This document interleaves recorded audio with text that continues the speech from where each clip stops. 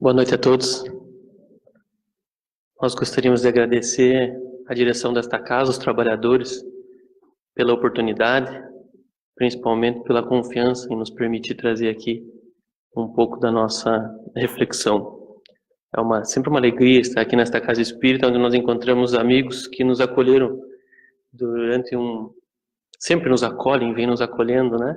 Nós encontramos aqui também colegas do grupo de estudo, da época que estudamos aqui, e amigos queridos envolvidos no movimento espírita, do qual nós fizemos parte, da nossa UME, enfim, da Federação Espírita do Rio Grande do Sul. O tema da nossa reflexão, Fora da Caridade Não Há Salvação, é o título do capítulo 15 do Evangelho segundo o Espiritismo, e é também o subtítulo do item 10, do último item, com o mesmo título do capítulo, Fora da Caridade Não Há Salvação, quando o apóstolo Paulo nos deixa a sua mensagem lá nas Instruções dos Espíritos. Mas antes de aprofundarmos no conteúdo do Evangelho, nós gostaríamos de propor ainda uma questão ou uma reflexão para poder ampliar essa nossa abordagem, essa nossa visão. O que é salvação? E aí, quando nós buscamos o significado no dicionário, ignorando o conteúdo teológico da palavra, nós vamos encontrar que salvação é escapar de um perigo, é passar de uma situação difícil para uma situação confortável, é triunfo, é vitória, é redenção. E aí nós poderíamos, de um ponto de vista materialista, ou um ponto de vista apenas da nossa vida encarnado, imediatista, concluir que para o doente a salvação seria a cura. Para quem está sem trabalho, a salvação seria o emprego.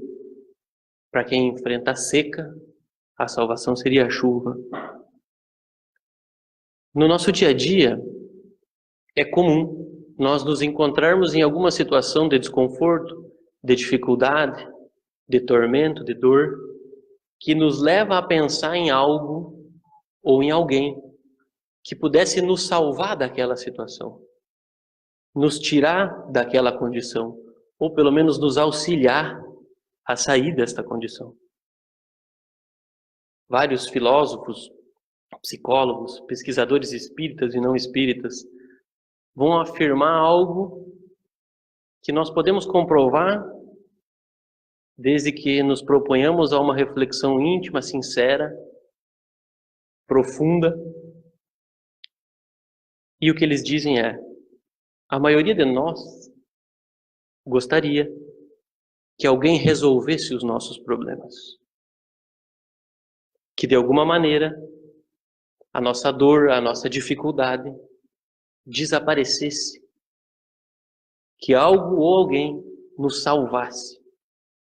É um movimento comum, talvez mais para uns, talvez mais para outros, talvez em algum momento específico da nossa vida isso já foi mais frequente, ou talvez esse seja um momento em que isso é mais latente em nós. Quando nós vamos observando a origem disso, nós encontramos uma origem quase que cultural. Joana de Ângeles, na sua obra, quando trata das questões da infância, ela vai ser muito feliz sempre na abordagem de tudo aquilo que gera consequências para a nossa vida de encarnado. Porque muitas vezes a origem das nossas dificuldades nem está em outra encarnação, está nesta mesmo. E aí, desde a infância, então, nós aceitamos sugestões que buscam transferir a responsabilidade. Se a criança tropeça em uma pedra, a culpa às vezes é da pedra. Se eu brigo com um amiguinho, foi ele que me provocou. Se eu agredi, na verdade eu devolvi porque eu havia sido agredido. Na adolescência, nós ouvimos muitas vezes, ou é na adolescência que nós começamos a processar isso, que algum dia nós encontraremos alguém que nos fará felizes.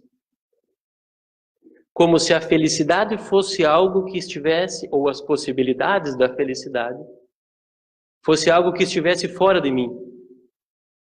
Uma vez que nós sabemos, através da doutrina espírita, que a felicidade plena não é deste mundo, mas nós já temos condições de aspirar à felicidade, ou de conquistar a felicidade possível. E acreditamos, muitas vezes, que isso está fora de nós, em alguém ou em algo. Se eu não consigo um emprego bom, é porque não sou valorizado. E assim as coisas vão acontecendo na nossa vida. E nós vamos aprendendo e vamos reforçando a ideia de terceirizar os nossos problemas e as nossas dificuldades. Quando expandimos o significado de salvação para o seu sentido teológico, nós vamos encontrar a soteriologia, que é a parte da teologia que estuda a salvação humana, cada religião com a sua soteriologia. E nós observamos também, é de fácil constatação, que com o passar dos séculos, as religiões, as instituições, vêm sugerindo diferentes meios para a nossa salvação. E algumas delas até vêm modificando esses meios, vêm atualizando esses meios sempre, nos oferecendo um roteiro para a salvação. Algumas delas têm foco no relacionamento do homem com Deus, outras nos exemplos do Cristo. E uma grande maioria traz na sua abordagem que a salvação se dá no alinhamento do homem com os seus dogmas, com as suas determinações. A grande maioria aprisiona a salvação, como se fosse algo que se pudesse entregar a alguém, e oferece um roteiro para que nós possamos acessar isso.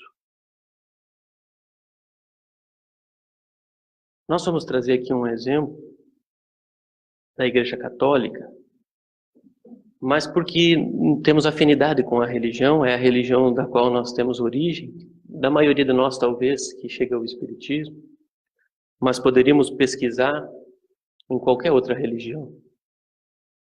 Acontece que quando nos tornamos espíritas e começamos a entender como as coisas se processam do ponto de vista divino, compreender as leis, nós começamos a estudar e com frequência nós entendemos mais a nossa antiga religião ou as abordagens da nossa antiga religião quando nos tornamos espíritas. Porque às vezes nos acomodamos naquela situação de que me oferece o roteiro, eu cumpro o roteiro e não aprofundo na base, no cerne do pensamento religioso, seja ele a religião que for. Então a Igreja Católica, por exemplo, no parágrafo 846 do seu catecismo, diz o seguinte: não podem salvar-se aqueles que, sabendo que a Igreja Católica foi fundada por Deus por meio de Jesus Cristo como instituição necessária, apesar disso não quiserem nela entrar ou nela perseverar. Não é possível se salvar se não for nessas condições, segundo o catecismo da Igreja. Acontece que o mesmo catecismo, por exemplo, até alguns dias atrás, estava de acordo com a pena de morte em algumas situações específicas. Graças ao iluminado Papa Francisco, sem dúvida um missionário da religião.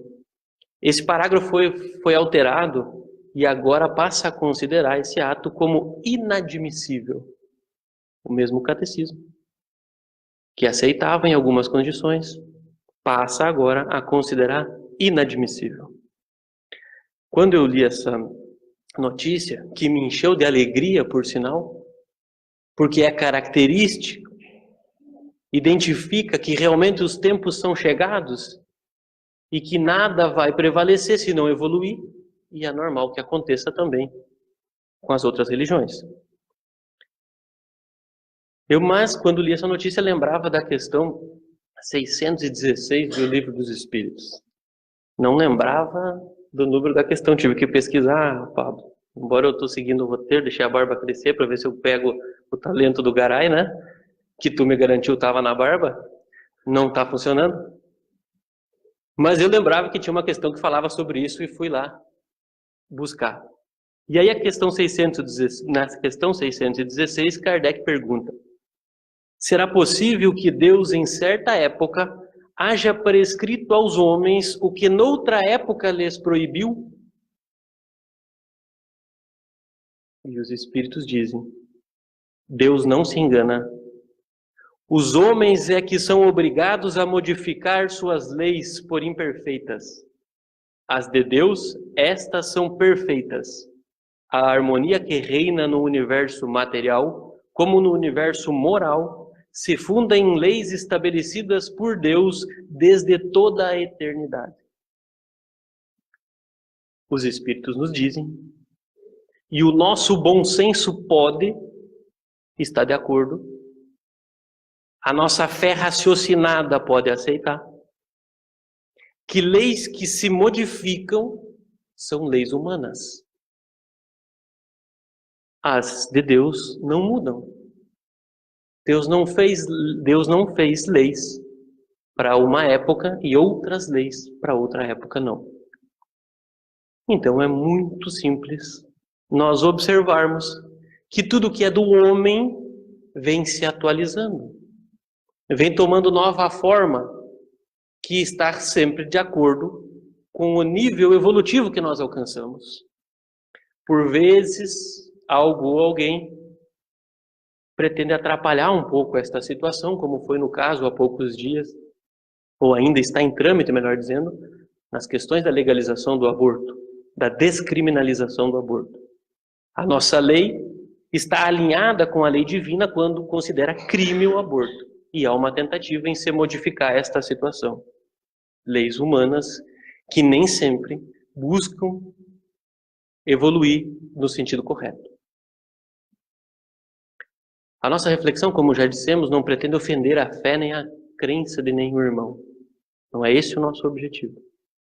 Nós respeitamos todas as confissões religiosas e entendemos que a maioria das religiões que vincula a salvação aos seus dogmas oferece algo, como nós já vimos há pouco, muito nos interessou durante muito tempo, que é terceirizar os nossos problemas.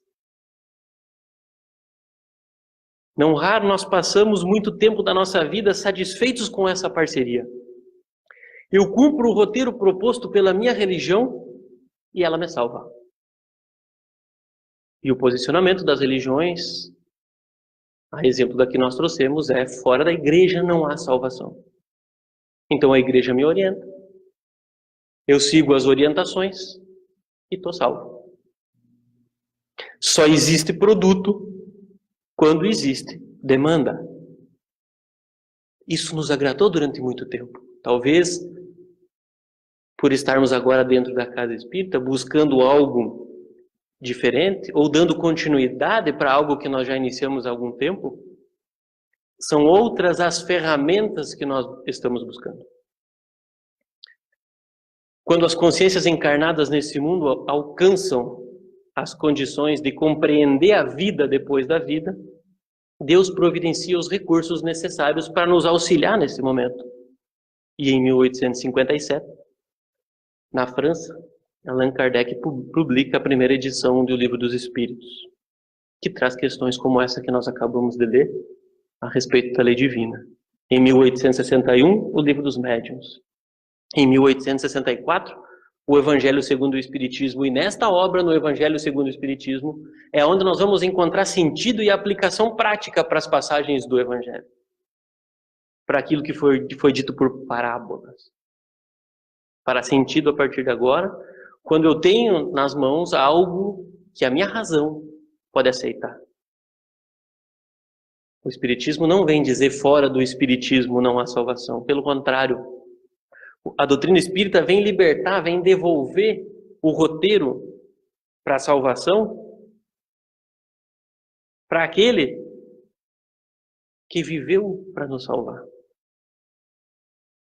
Não aquele que morreu para nos salvar, aquele que viveu para nos salvar, nosso Mestre Jesus. É com base na sua trajetória, nos seus ensinamentos, que o Espiritismo fundamenta essa máxima: fora da caridade não há salvação. Na crucificação, o Mestre de Nazaré também exemplifica a caridade pelos criminosos, pelos equivocados, por aqueles, quando ele pede para Deus que perdoe aqueles que o crucificam. Mas a sua vida foi exemplificação pura da caridade real, da caridade sublime. Quando foi questionado por um dos doutores da lei o que seria preciso para possuir a vida eterna, ele utiliza a parábola do bom samaritano, indicando que é fazer ao próximo o que gostaríamos que o próximo fizesse para nós. Quando ele exemplifica o próximo no samaritano, ele está, na verdade, mostrando que a caridade está ao alcance de todo mundo. O samaritano era alguém desprestigiado por aquele povo, e ele poderia se salvar através da caridade. Ao contrário de um inferno eterno ou de um céu ocioso e de contemplação perpétua, o Espiritismo nos ofereceu uma realidade diferente. Nós seremos depois da morte exatamente aquilo, ou a continuidade daquilo que nós somos durante a vida. E Hermínio Miranda, no livro Candeias da Noite Escura, diz que salvar-se é aperfeiçoar-se espiritualmente, a fim de não cair em estados de angústia e depressão após o transe da morte. É, em suma, libertar-se dos erros, das paixões insanas e da ignorância. Aperfeiçoar-se espiritualmente. Quem? Eu. Libertar-se dos erros, das paixões insanas e da ignorância. Quem? Eu.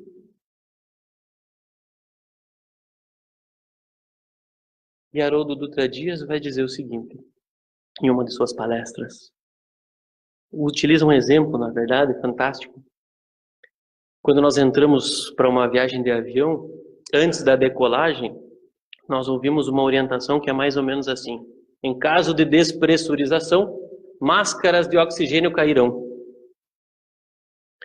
Coloque primeiro em você e depois auxilie as outras pessoas. Haroldo utiliza esse exemplo para nos dizer que não podemos esquecer da caridade conosco mesmos, que precisamos do alto amor, que precisamos nos cuidar, porque tudo se inicia por aí. Mas é egoísmo trabalhar em função da minha evolução? Não. É para isso que eu reencarnei. Não é só pela minha evolução, mas eu preciso olhar para mim, eu não posso sair consertando o mundo, fazendo tudo o que eu acho que é possível ou impossível, sem olhar para as minhas dificuldades, para aquilo que eu preciso transformar. E talvez nos falte muito o alto amor. Porque por vezes nós observamos irmãos queridos enfrentando a dificuldade e procurando saída no equívoco do suicídio. Os balões amarelos que ornamentam esta casa espírita têm um propósito de alertar para o Setembro Amarelo, uma campanha pela valorização da vida, em que se busca oferecer meios, falar sobre um problema de saúde pública, onde nos unimos com outras religiões, com o Ministério da Saúde, enfim, com o CVV, para buscar trazer, apontar caminhos diferentes do suicídio. A falta do alto amor, a falta do cuidado comigo mesmo, a falta de me espiritualizar, de buscar talvez na casa espírita, nos grupos de estudo, nas religiões também, um olhar diferente para a minha vida materialista.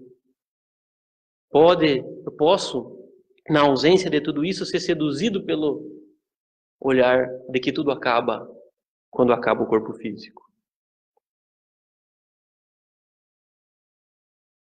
Ao mesmo tempo que nós estamos na busca do alto amor, o desenvolvimento da caridade para com os outros acontece de maneira natural. Haroldo ainda vai dizer que a caridade é como o calor de um forno. Se o forno está ligado e está quente, o calor irradia ao redor. Caridade é o que emana de nós, ele diz. Mas é certo que eu não posso esperar minha perfeição moral para iniciar o processo da caridade ampla. Eu preciso, sim, aquecer o meu forno e emanar ao redor de mim e buscar atender às demandas dos meus irmãos dentro das minhas limitações, mas eu posso com certeza, enquanto me transformo, enquanto me reformo, praticar a caridade para com os outros. Essa caridade para com os outros, com frequência, é lembrada do ponto de vista material, o que é fundamental, mas não é único. No capítulo 13, buscando ainda no Evangelho os recursos para essa reflexão, nós temos a caridade material e a caridade moral. Pelo Espírito Irmã Rosália, que nos deixa a seguinte mensagem, uma parte dessa mensagem. Desejo compreendais bem o que seja caridade moral, que todos podem praticar, que nada custa, materialmente falando, porém, que é a mais difícil de exercer-se. A caridade moral consiste em suportarem umas às outras criaturas, e é o que menos fazeis neste mundo inferior, onde vos achais por agora. Grande mérito há, crede-me, em um homem saber calar-se, deixando fale outro mais tolo do que ele. É um gênero de caridade isso.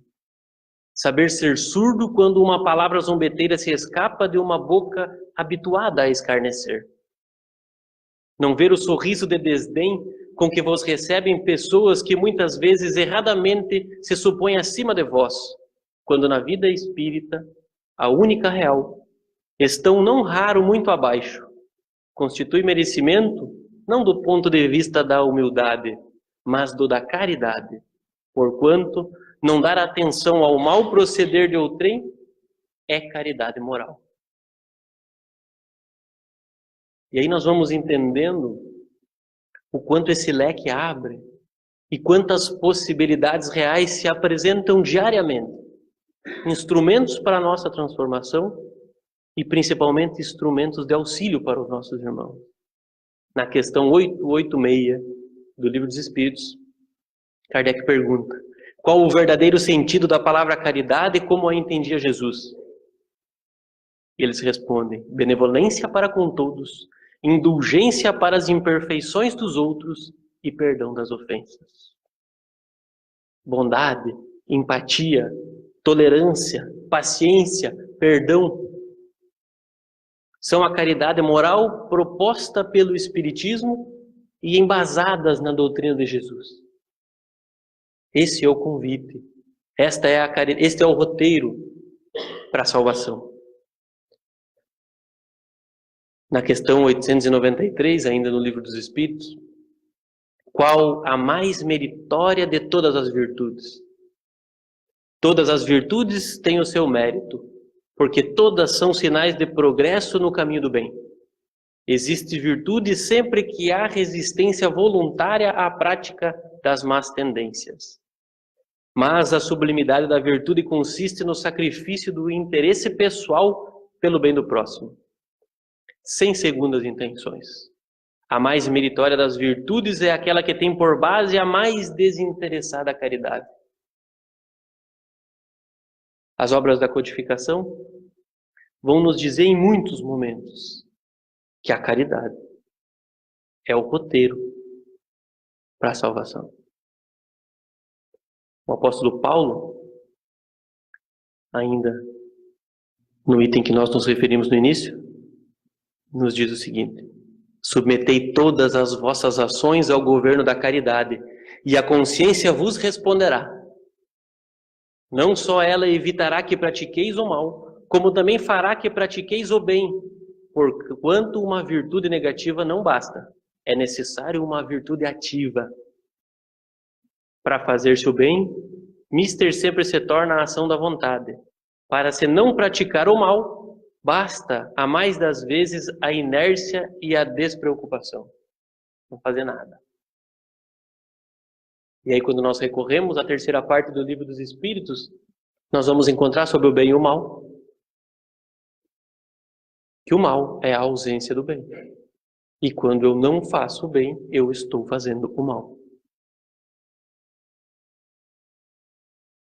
Para encontrar o caminho que me leva à salvação, é preciso o meu movimento nesse sentido, é preciso uma virtude ativa. É preciso sair da inércia, do comodismo. É preciso mexer naquela estrutura que nos deixa engessado às vezes, num momento de sofrimento, numa situação difícil e nós não conseguimos sair. É preciso força para dar esse passo. O apóstolo Paulo encerra sua mensagem dizendo: meus amigos, agradecei a Deus por haver permitido que pudesseis gozar a luz do Espiritismo. Não é que somente os que possuem hajam de ser salvos, e sim porque, ajudando-vos a compreender melhor os ensinos do Cristo, ela vos faz melhores cristãos. Esforçai-vos, pois, para que os vossos irmãos, observando-vos, possam dizer que o verdadeiro espírita e o verdadeiro cristão são uma só e a mesma coisa. Visto que todos quanto praticam a caridade são discípulos de Jesus, seja qual for o culto a que pertençam. A salvação está liberta desse cárcere criado por algumas instituições. Não são mais as leis humanas disfarçadas de leis divinas que guiam a nossa consciência, e sim a verdadeira lei de justiça, amor e caridade que está em nós e que nós precisamos acessar. A doutrina espírita não vai colocar em nós, ela vai nos auxiliar a revelar aquilo que já se encontra conosco. É a ferramenta de auxílio, é o impulso inicial para a nossa transformação, para a nossa melhora individual, para começarmos agora mesmo a experimentarmos o que for possível ainda para este mundo da felicidade. E para encerrar a nossa reflexão, nós trazemos a mensagem Caridade e Esperança, do Espírito Emmanuel, psicografado por Francisco Cândido Xavier.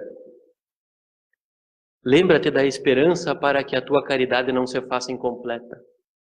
Darás ao faminto não somente a côdea de pão que lhe mitigue a fome, mas também o carinho da palavra fraterna com que se lhe restaurem as energias.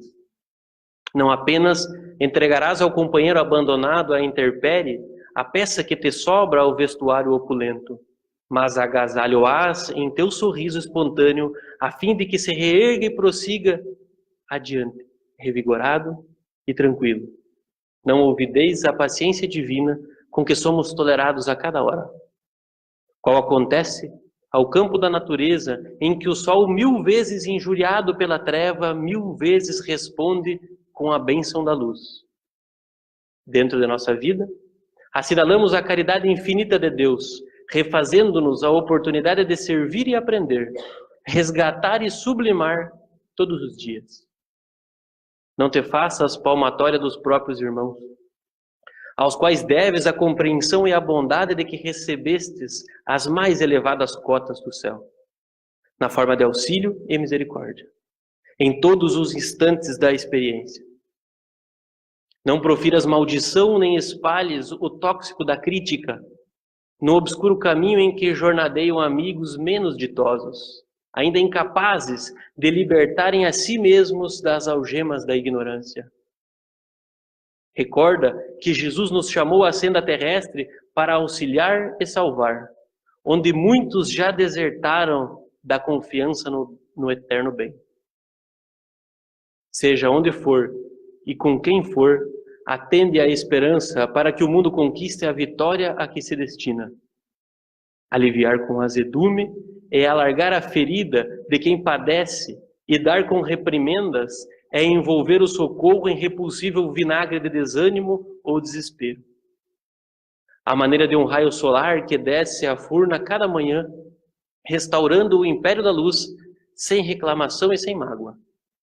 C. Igualmente para os que te rodeiam, a permanente mensagem do amor, que tudo compreende, que tudo perdoa, amparando e auxiliando, sem descansar, porque somente pela força do amor alcançaremos a luz imperecível da vida. Agradeço profundamente pela oportunidade, pelos minutos de atenção, por poder dividir aqui as reflexões propostas no Evangelho segundo o Espiritismo, sem dúvida nenhuma, um roteiro que vai nos auxiliar muito a encontrar a maneira de aplicar tudo isso que nós encontramos. Muito obrigado.